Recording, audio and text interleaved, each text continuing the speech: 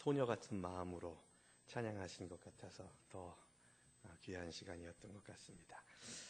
자, 오늘 오후의 시간 현실과 믿음을 구분하지 말고라는 제목으로 하나님의 말씀을 전하겠습니다. 36장 이사야서 36장 말씀은 아수르 왕이 예루살렘을 정복하라고 보낸 군대 장관 랍사게가 전하는 아수르 왕의 말을 기록하고 있습니다.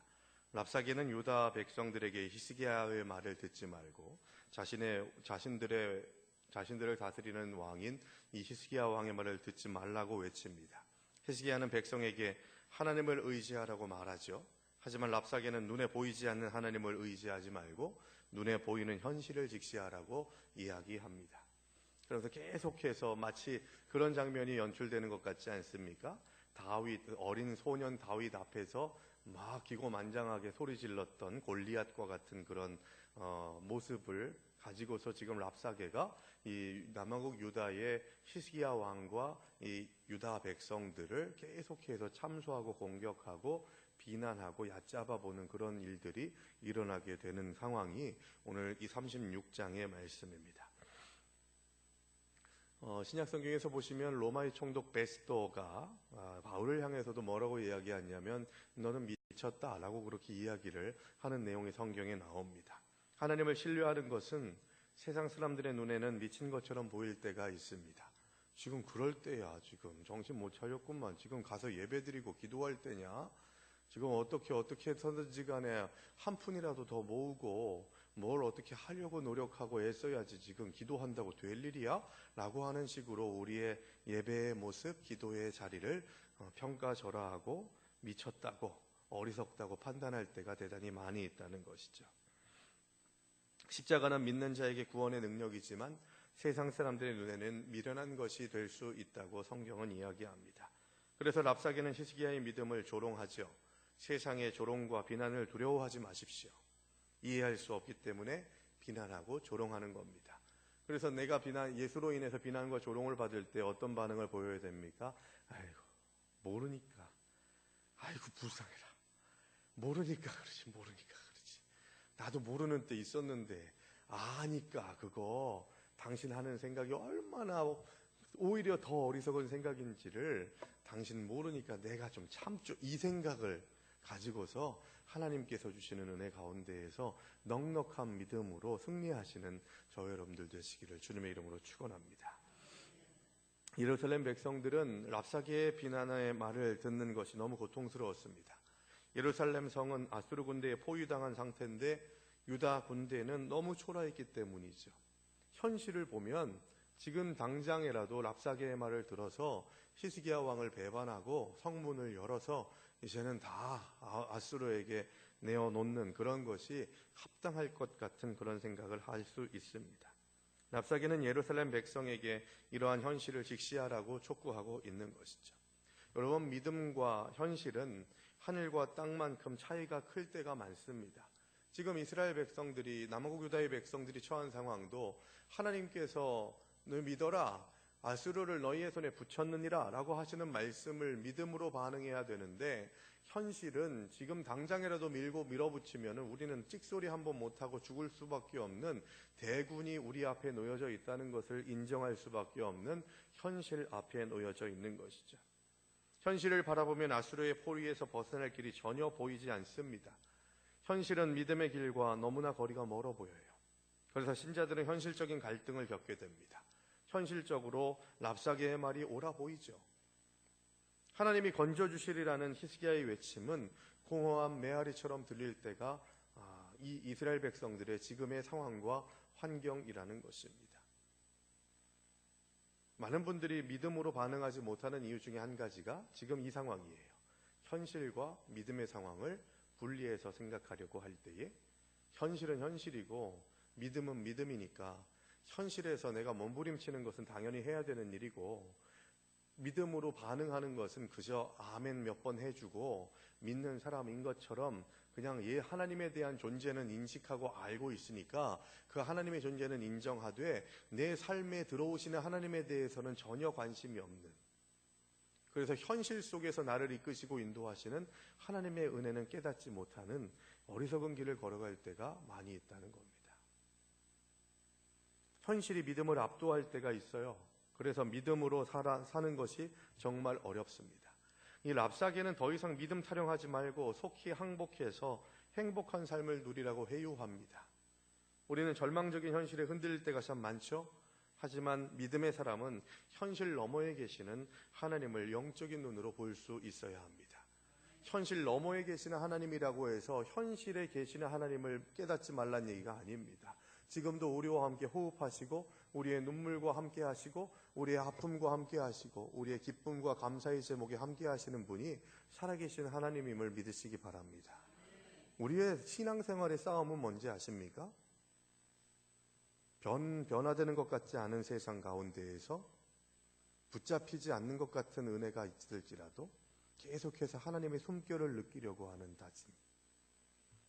지금 이 상황과 환경은 현실을 보게 되면은 계속해서 내 인간적인 노력과 결론과 결정과 다짐, 그런 나의 땀과 헌신 이런 것들이 필요하겠지만 그것보다 최우선적으로 생각해야 될 것이 내 삶의 자리에서 어디에 가든지 무엇을 하든지 하나님의 존재를 인정하고 하나님과 가까이 하기를 결단하는 마음, 이게 바로 신앙의 영적 싸움이라는 거예요. 그래서 깨어 있어야 되고 계속해서 그 자리에 붙잡힌 바 되는 하나님의 사람들이 될 수 있어야 된다는 것입니다. 하나님과 가까이 하라고 얘기하잖아요. 여러분, 하나님과 가까이 하기를 원하십니까? 근데 여러분, 하나님과 가까이 한다라는 것을 같이 이야기 나눌 때 어떻게 하는 것이 하나님과 가까이 하는 것일까 하는 그런 생각을 해봅니다. 그래서 저는 고속도로에서 운전하는 그런 그 마음이 생각이 나더라고요. 운전할 때 보면은 특히 고속도로에서는 안전거리가 유지가 돼야 됩니다. 100m 정도 안전거리가 유지가 돼야 그래도 안전할 수 있다고 그렇게 이야기를 하잖아요. 그런데 하나님과 우리 사이에서는 안전거리가 필요가 없어요. 가까이 있어야 되는 거죠. 그런데 그것을 그 하나님과 가까이 가는 그 상태를 뭘로 생각이 되냐면 운전할 때 고속도로에서 여러분 가까이 붙으면 붙을수록요 사고 날 확률이 대단히 많잖아요. 그래서 어떻게 해야 돼요? 민감하게 앞차의 상황을 봐야 돼요. 하나님과 우리가 걸어가는 그런 영적 삶의 그런 모습이 바로 그런 게 아닐까 생각이 됩니다. 조금이라도 떨어지지 않으려고 하는 노력으로 뒷꽁무니까지 붙어 다니려고 하는 고백. 그러나 그 뒷꽁무니까지 쫓아다니기 위해서 더 앞서가려고 하면은 조금이라도 거기 앞서가려고 하면은 부딪히니까 하나님의 뜻과 내 뜻이 부딪히지 않도록 계속해서 하나님 앞서가시고 나는 거기에 정말 그 꽁무니에 딸짤딱 달라붙어가지고 붙잡혀 가는 것 같이 따라갈 수 있는 그런 마음가짐. 그러려면 눈을 부릅떠야 돼요. 앞차가 조금이라도 브레이크를 밟으면은 나도 빨리 그걸 대처해야 되기 때문에 졸면서 갈 수가 없는 거죠. 근데 우리는 영적으로 너무 졸 때가 많이 있어요. 나는 교회에서 예배도 드리고 새벽 기도도 하고 또 헌신하고 봉사하는 자리도 열심히 하는데 내가 영적으로 졸겠어? 하는 그런 생각을 가지시는 분들 그렇게 많지 않으실 겁니다.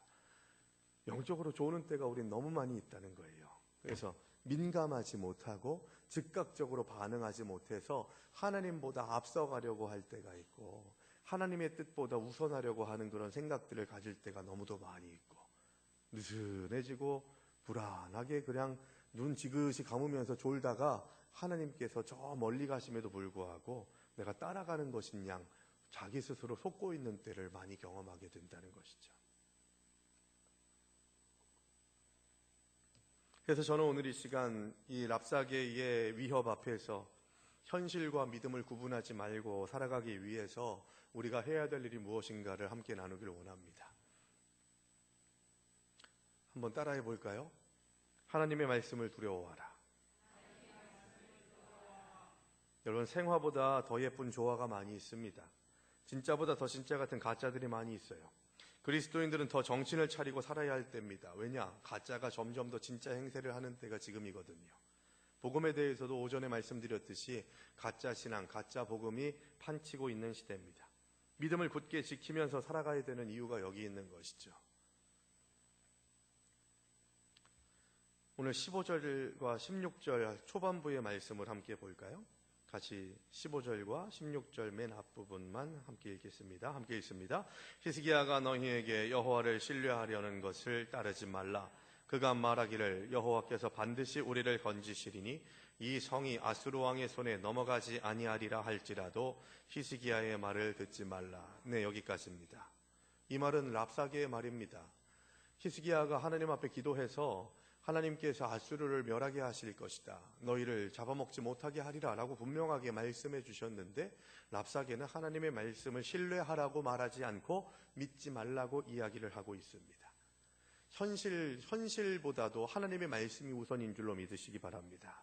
그래서 현실 속에서 나타나는 문제들을 말씀이 현재화되는 그런 사건을 통해서 이 말씀이 나에게 오늘의 나를 힘주고 능력주고 위로해주는 은혜를 경험하게 될 때 오늘의 하나님이 나를 이끄시고 인도하심을 경험하게 된다는 거예요.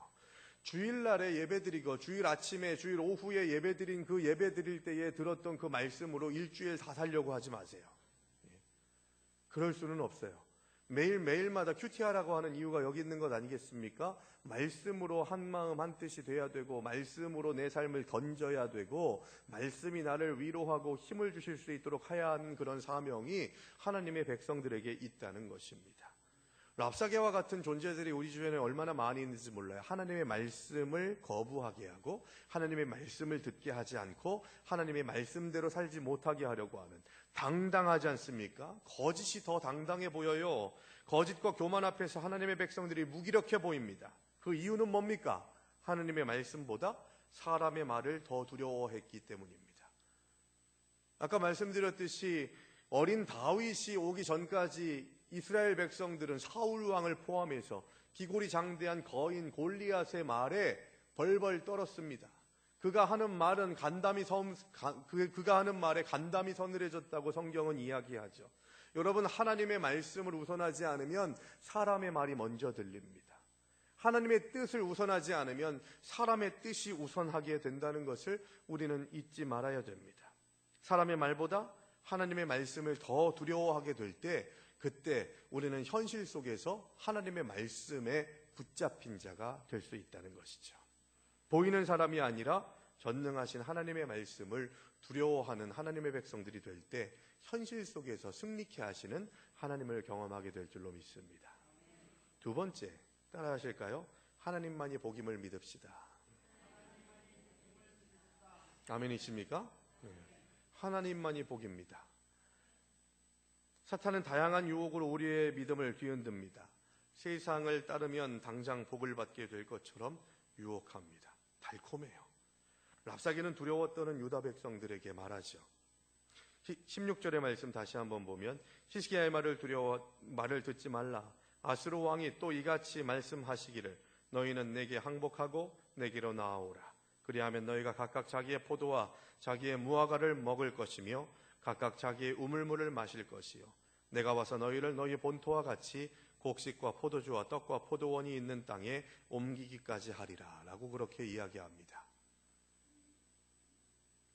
우리는 눈에 보이는 것에 약해요. 그래서 사탄이 주로 그 약점을 공격합니다. 그러나 복의 근원은 하나님이세요.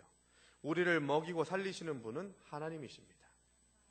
아무리 목이 말라도 바닷물을 마실 수 없지 않습니까? 마시면 마실수록 갈증이 나고 목이 탑니다. 심지어는 그래도 계속해서 마시면은 몸속의 염분 수치가 높아져서 죽게 되죠. 당장 힘들다고 유혹에 빠지지 말고 영원한 하나님의 복을 사모하시기를 주님의 이름으로 축원합니다. 여러분, 요즘에도 그런 거 많이 있잖아요. 연세 있으신 우리 성도님들 꼭 들으세요. 화장지 받으러 뭐 이렇게 옥장판, 뭐 금매트 막 이런 거 파는 사람들 있잖아요. 가셔서 화장지만 받아오시고 절대로 사지 마세요. 그거 다 뻥이에요. 그게 진짜면 병원 다 문 닫아야 돼요. 거기에서 하는 얘기, 제가 그렇게 이렇게 뭐 파는 곳에서 이렇게 말하는 분들 있지 않습니까? 판매하시는 분들 그렇게 볼 때마다 항상 이렇게 기도해요. 어떤 기도하는지 아세요? 주여, 저분의 은사가 나에게도 임하게 하여 주시옵소서. 얼마나 말을 잘하는지, 얼마나 맛깔나게 잘하는지 그냥 기관총처럼 따발따발따발 하는데 그 말이 얼마나 청산유수인지 몰라요. 거기다가 농담도 칙칙 뱉어내면서 하는데 아주 그냥 연세 있으신 분들이 깔깔깔깔깔 하면서 그냥 웃고 그냥 즐기시만 하시고 사지 마시라니까요. 예? 그리고 관광지 같은 데나 이런 데 갔을 때에 꼭 여러분들이 생각하셔야 되는 게 뭐냐면요, 이런 현상이 일어나면 절대 사지 마세요. 멘트 중에 파는 사람이 이런 멘트 할 때는요, 이거 가짜다, 설탕물이다, 이 생각을 하셔야 돼요. 뭐냐면, 자, 여러분, 어제 왔던 팀한테는 1개밖에 보너스로 안 드렸는데 오늘은 여러분들한테 3개씩 더 드리겠습니다. 이거 뻥이에요, 여러분. 이러면 설탕물이라니까요. 그건 제가 보증해요. 무슨 인삼액기스네 뭐네 진짜 비싼 거는요, 달라고 해도 홍삼사탕 하나 준다니까요. 근데 그게 가짜니까 오늘은 1+1입니다. 망해요. 그게 설탕물이니까 그렇게 주죠. 아침에도 말씀드렸죠. 진짜는 아쉬울 게 없다니까요. 살라면 사고 말라면 말아라, 그거예요. 그래서 충청도 사람들은 뭘 파는 데에 대한 프라이드가 있어요. TV에서 그런 우스갯소리 있잖아요. 충청도에 가가지고 수박을 하나 사려고 하는데, 그 수박 얼마예요? 그렇게 물어보니까 충청도 사람들은 잘 속을 내세우질 않잖아요. 저도 충청도 사람이긴 한데, 어떻게 살려면 어쩔 수 없습니다. 어제는 백제, 오늘은 신라, 내일은 고구려 될지도 모르니까 속내를 드러냈다가는 금방 죽을 수도 있으니까 속내를 안 드러내요. 그래서 수박 얼마예요? 그러니까 뭐라고 얘기합니까? 사는 사람이 알지 파는 사람이 하나요? 그래도 얘기를 해야 내가 얼마인지 하죠. 얼마요? 그러니까 몰라요. 알아서 주세요. 그러니까 한 10,000원 주면 돼요. 그러니까 냅둬요. 개나 갖다 주게. 뭐 그렇게 이야기를 하는 그런 우스갯소리가 있는 것을 봅니다. 속내를 딱 드러내면서 담대하게 나아가는 것이 진짜지, 여기에 더 붙여줄게, 어떻게 더 해줄게, 이런 식으로 하는 것은 하수의 전략이죠. 하수의 전략. 화장지만 받아오세요. 가장 중요한 접근은 뭐냐? 하나님만이 복이고 그것이 진짜 복이라고 하는 것을 인식하는 겁니다. 그래서 내가 누리는 것, 그 은혜, 하나님의 은혜가 얼마나 귀한지를 깨달아야 된다는 거예요. 내가 이렇게 예배드릴 수 있는 것이 복인 줄로 믿으시기 바랍니다. 이 화평교회 공동체에서 이렇게 헌신하고 함께 교제하고 예배드릴 수 있는 것이 복인 줄로 믿으시기 바랍니다. 잘못하고 있는 것, 부족한 것 보려고 하면요, 한도 끝도 없어요. 그런데 그 가운데에서 하나님께서 주시는 은혜를 누리려고 하는 자들은 그 안에서 이것이 하나님의 복이고 하나님의 은혜이고 하나님께서 나에게 주신 참된 기쁨이라는 것을 깨닫게 돼서 하나님으로 인해서 복을 받고 하나님으로 인해서 복을 누리는, 그래서 하나님으로 인해서 기뻐하는 믿음의 사람들이 되게 될 줄로 믿습니다. 그러니까 하나님만이 복이다라고 하는 이 얘기는 뭐냐 하면 하나님께 집중해라, 그 얘기입니다. 하나님께 집중하고 하나님께서 나를 어떻게 인도하시고 이끌어 주시는지, 어디를 가든지 하늘나라입니다 라고 하는 그 고백이 우리에게 있어야만 현실과 믿음에서 괴리감을 느끼지 않고 현실 따로 믿음 따로의 삶을 살아가지 않게 된다는 것이죠. 마지막 3번째, 현실과 믿음을 분리하지 않는 삶을 살아가려면 따라하시죠. 끝까지 하나님만 바라보라. 중간에 흉내내다가 끝내는 것은 가짜입니다. 진짜는 끝까지 함께 가는 겁니다. 그래서 믿음에는 집중력이 필요해요. 믿음에는 집중력. 여러분, 과천에 경마장이 있습니다. 저는 한 번도 경마 이렇게 해보진 않았습니다만 TV나 이런 데에 보게 되면 경주마들에게 꼭 해주는 게 있어요. 그게 뭐냐 하면 옆에 눈가리개를 해주는 겁니다. 이거를 해주지 않으면 말들이 1, 2절에 막 삐뚤빼뚤 간대요. 간섭하고 오지랖이 넓은가 봐요, 말들이. 그래서 양 옆에, 우리는 눈이 앞에 달려있지만 말들은 옆으로 이렇게 달려있잖아요. 그러니까 옆으로 관여하고 관심하려고 하는 생각들이 많대요. 그래서 앞만 보고 가게 하기 위해서, 집중하게 하기 위해서 말의 눈 옆에다가 이렇게 검정색으로 눈 가리개를 해서 시야를 좁게 만든다는 거죠. 앞만 보고 달려라, 그 얘기예요. 신앙에도 우리는 집중력이 필요합니다. 여러분, 예배 드릴 때도 마찬가지예요. 예배 드릴 때 여러분, 예배당에 들어왔으면요, 인사도 그냥 눈 마주치는 것 정도로 하셔야 돼요. 다 들리게, 안녕하세요, 반가워요, 어떻게 지내셨어요? 예배당에서는 그러는 거 아니에요, 여러분.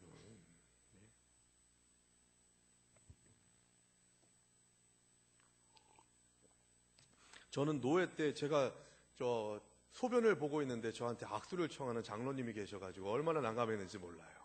여러분, 인사를 청할 때와 안 청할 때가 있잖아요. 그래서 이렇게 신중하게 뭐 하고 있는데 악수를 했다니까요. 굳이 악수를 해서 그냥.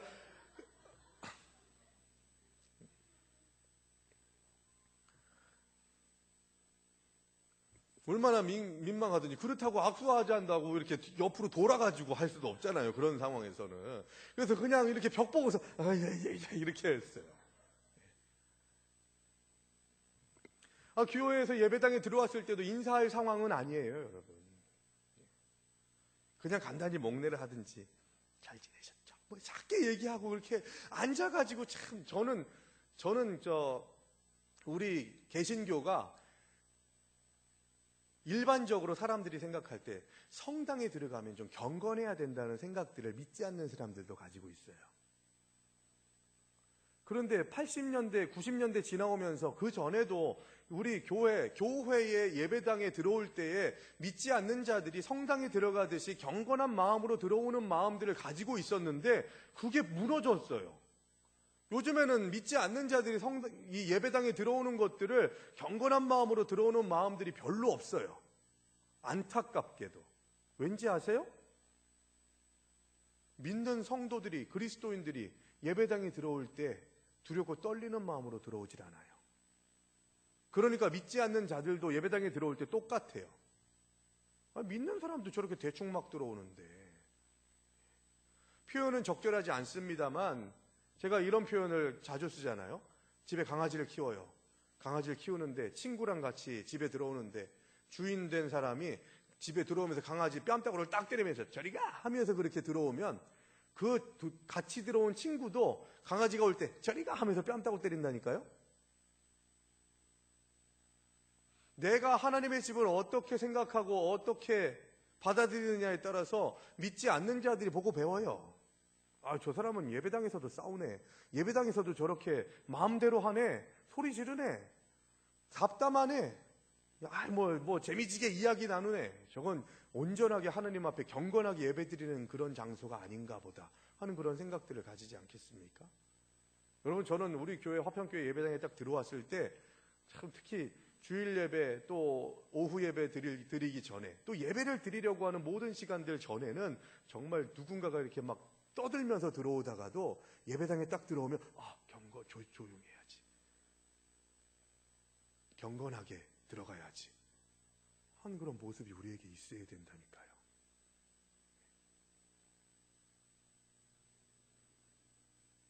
그러려면 예배에 집중해야 돼요.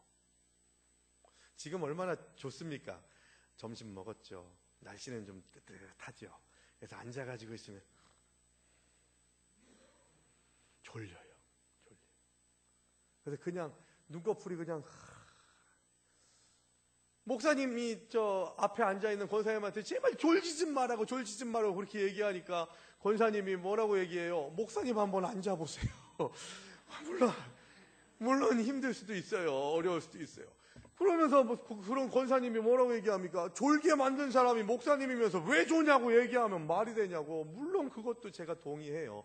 그런데 우리 예배드리는 하나님의 백성들은 예배자로서 하나님께서 주시는 은혜의 자리를 사모하기 위해 예배에 집중해야 됩니다. 사탄은 우리의 믿음을 흔들려고 달콤하고 헛된 것들에 눈을 돌리게 합니다. 편한 것들에 눈을 돌리게 합니다. 랍사계의 협박에 두려움에 빠졌던 백성들에게 히스기야는 명령합니다. 대답하지 마라. 대꾸하지 마라. 반응하지 마라. 라고 그렇게 말씀합니다. 여러분, 모든 세상의 공격에 반응하려고 하지 마세요. 어느 때는 그냥 넘기실 줄도 알아야 됩니다.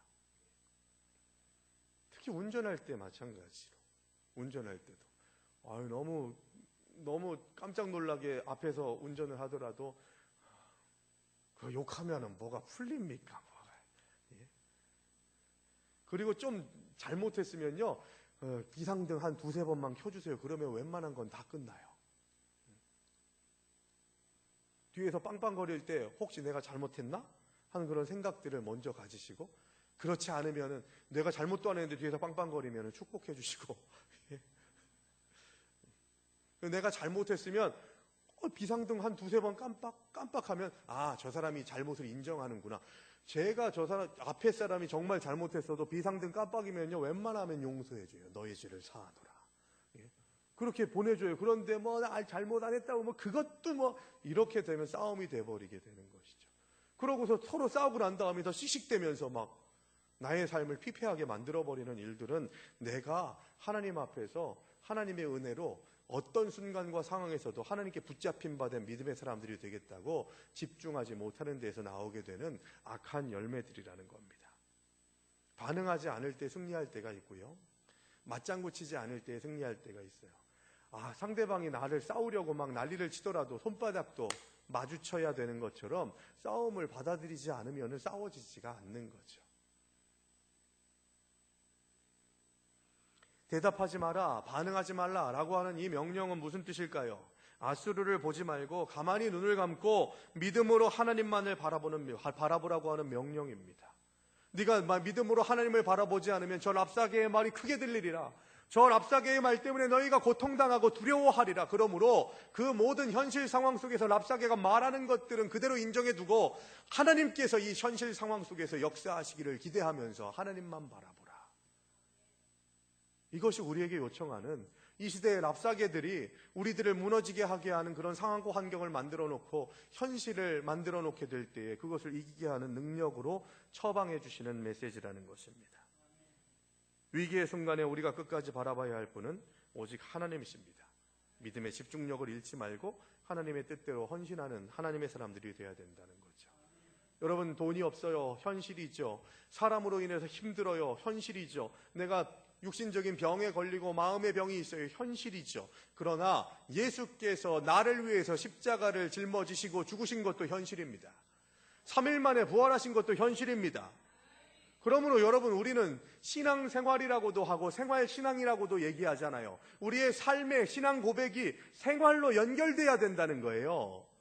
종이호랑이처럼 그냥 주일에만 잠깐 꺼냈다가 끝내버리는 추억의 편지 한 장 같이 하나님의 말씀과 복음의 메시지를 그저 옛날 이야기 정도로 치부해버리게 되다 보니까 오늘날의 랍사게들의 목소리가 너무 크게 우리들에게 들리는 것 아니겠습니까? 랍사게의 말에 반응하지 않고 오직 하나님의 말씀에만 집중하고 하나님만 바라보는 믿음의 사람들 되시기를 바랍니다. 구주 예수 의지하는 것이 심히 기쁜 일이래요. 이게 현실이에요. 예? 찬송하래요.